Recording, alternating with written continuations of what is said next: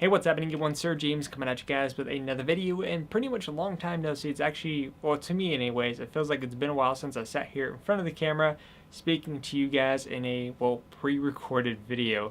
So today I just want to go ahead and go over a few different things such as subscribers, a quick little update in terms of game coverage, and to kind of have a small general discussion about a few different things, some information that you should know, and some things that has happened off camera, some events that I'm also looking forward to as well. So first up, as far as subscribers go, to kind of give you guys a quick update on that, if we're reaching a near goal, is that I am pretty much less than 300 subscribers away from reaching 28,000. I know 28,000 subscribers isn't basically a lot to most people, especially when you have all these channels with hundreds and thousands of subscribers, but for me, it's one step closer from my dream goal of reaching 100,000 subscribers. Again, most people want to aim super big, but for me, whenever I hit 100,000, that's going to be my main goal right there, and I want to do something big. I haven't decided yet, but obviously, it's going to be a long time before we even get to that point in time, but I just want to mention that. So once again, thank you guys so much. So the first thing, let's go ahead and talk about game coverage here on the channel. Obviously, things have been slow. I've just been uploading a couple pieces of news for some collector's edition announcements, like the return of the Fallout Game of the Year edition, and then the other one was the Ni no Kuni 2, which unfortunately has been delayed until next year, but that's also a nice collector's edition. I know there's two different versions. Someone mentioned that the UK one was a bit better, but anyways, there was that. So obviously, again, things are pretty slow here on the channel. It is slow because there's really not much going on, at least until the end of the month. And there's that stupid helicopter. I don't know if you could hear the helicopter.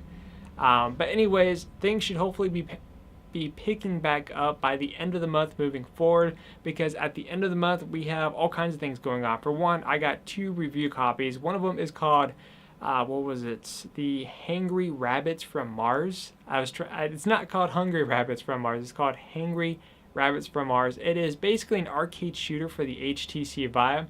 Looks like a fun little game based on the trailer. I haven't played it yet. I'm actually going to be playing it after I'm done recording this video. So hopefully it turns out good. And then I also received another review code for this Yokozai game. I did review Yokozai 0 at the beginning of the year, so this was, I think, a remake or remaster of the first one. And I swear to God, that helicopter is just circling overhead again. There was like one like this for the past couple of days now. Maybe finding someone. Oh, dropped a case there.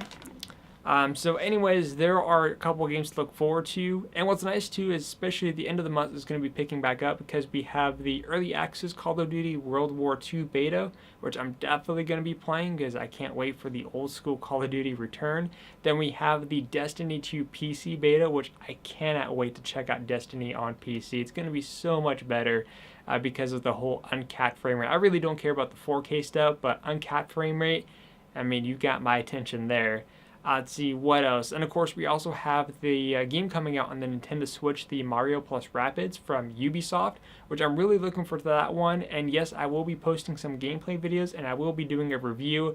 I don't know who has the rights to that, because I know, because you're using Mario and stuff like that, so if Nintendo's going to be because Nintendo, if you don't know, is basically a pain in the rear for YouTubers, especially since they claim like every single video. At least they don't like copyright strike you. They just do a third-party claim, so you can't monetize it type of thing. But you know what? I want to start uploading more Nintendo videos for you guys, because I want to start reviewing some games. You know, I wanted to review Breath of the Wild, which I never got the chance to. Splatoon 2, which I've been playing a lot recently, by the way, fun game.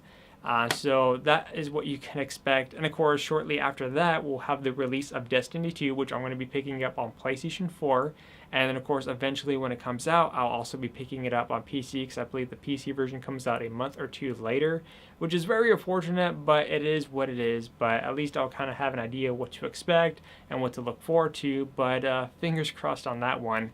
And then what else? And there's just a bunch of games coming out towards the end of the year. And because right now I'm also trying to pay off one of my credit cards. I have 3 credit cards. I have one for Kohl's, which is basically for clothes shopping, or if I need work pants, which I pretty much hardly ever use.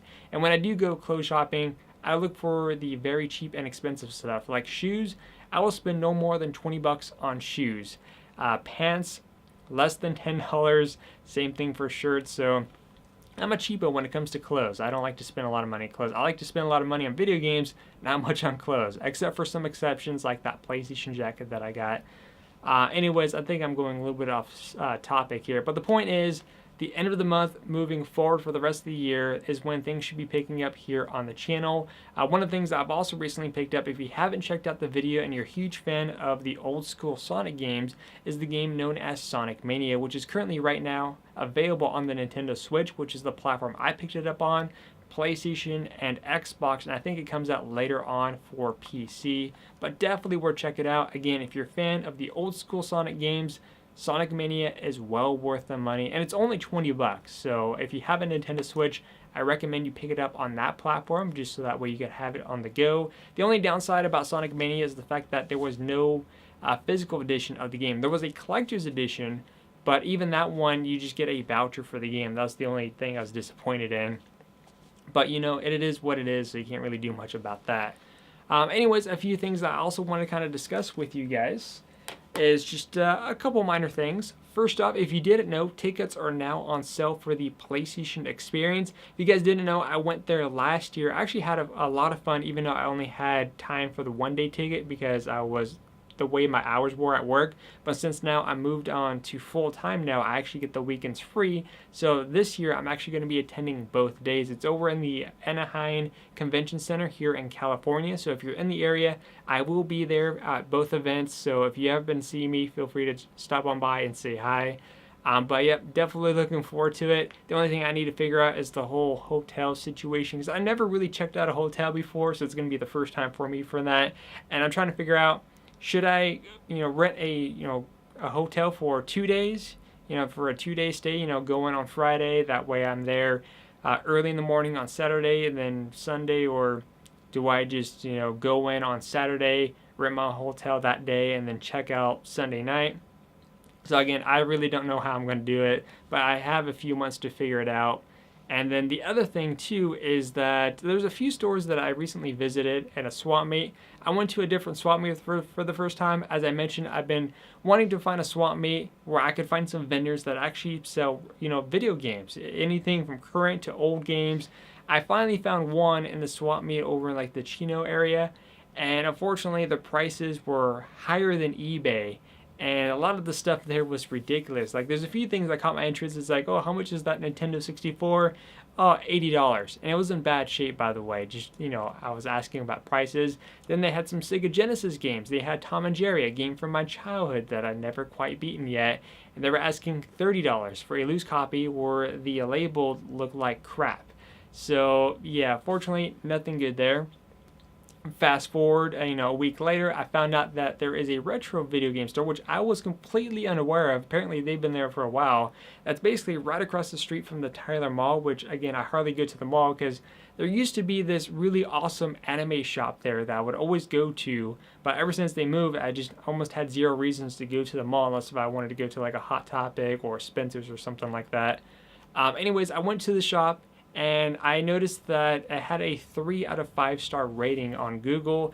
Read some of the comments, not comics, but the comments, and they basically said that the store was overpriced, the owner is rude, and racist.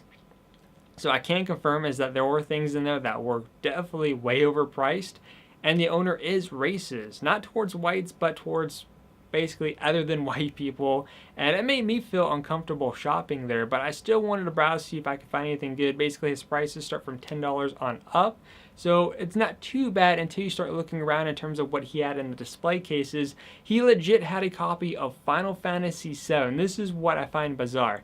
Final Fantasy VII, which you could find anywhere between $15 to probably $25 max. Unless if it was a sealed copy, then it'd probably be a few $100s more. But this was just a already used copy of Final Fantasy VII for $250. $250. That's just outrageous. So yeah, overpriced. There were things in there that's ridiculous, but it is what it is. Will I ever go back there again? Possibly, just because, again, that's the only store that I've seen in a long time, in over 27 years that I've been alive, where I could find retro games in. So there might be some deals here and there, but for the most part, there's a lot of things in general that's just crazy. But what I did learn, which I'm thankful for this, even though my experience there was a bit uncomfortable, is that he asked, do I like collectibles? And I said, yeah. And he told me of a place that I haven't been to yet, but it's called Frank and Sons. Apparently, it's a warehouse that's only opened twice a week, Wednesday and Saturday. And apparently, it's a warehouse full of vendors selling basically, it's like a nerd paradise. So collectibles of any kind, pins, video games, toys, statues, you name it. So I looked it up on Google and searched some YouTube videos. I was like, this is going to be a great place to visit. It's a little bit of a drive away. It's actually about 30-40 minute drive in an area that I'm not too familiar with. So not this Saturday, but next Saturday, I'm definitely going to be going there and hopefully finding something. Maybe I'll take some photos on my phone to share with you guys, but looking forward to it. And I think that's pretty much about it. There's only one other thing that I could think of, is that I've been working on this thing right here. If you don't know what this is basically a mini arcade cabinet for the Nintendo Switch, though do keep in mind that how it looks now is not what it comes with by default. You do have the color options of black or red, which I went with the black option, and then from there it's basically up to you, the person of course, to kind of put some work and dedication into it, which is why I was interested in it, because one, I don't really have any woodshop skills, and the pieces that come with this are already pre-cut and shaped, so you don't really have to do any type of major cutting. And of course, on top of that, I don't also have a 3D printer, otherwise I would have made a 3D printed one. But anyways, like I said, you put some work and dedication to it, you can make it into a more legit looking arcade cabinet. But it's definitely worth the investment. So this is what I have done so far. I've already sanded down the edges. I wood glue the pieces together. I cut the pieces that stick out here because basically you put it together like a 3D puzzle and then you secure it with rubber bands. I added a Ryu or Ryu, however it is pronounced, over on the side panel from Street Fighter, because Street Fighter 2 is available on the Nintendo Switch. Just as my first one, I'll probably get some more of these and do some other designs, but just kind of, this is what I have so far. Again, it's not 100% done yet, so there's still a lot more things I need to do, especially for this front area. But if you are interested in buying one of these things, I'll have a link in the description down below. It's about 20 bucks by default if you don't have Prime. If you do have Prime, I think it's like 14, 15, give or take. So again, very inexpensive and very fast shipping as well. But anyways, if you guys have any questions, let me know in the comment section down below. And also let me know, are you guys going to the PlayStation Experience? Please let me know. I'd like to kind of hear your thoughts and opinion. Until then, I'll see you guys next time.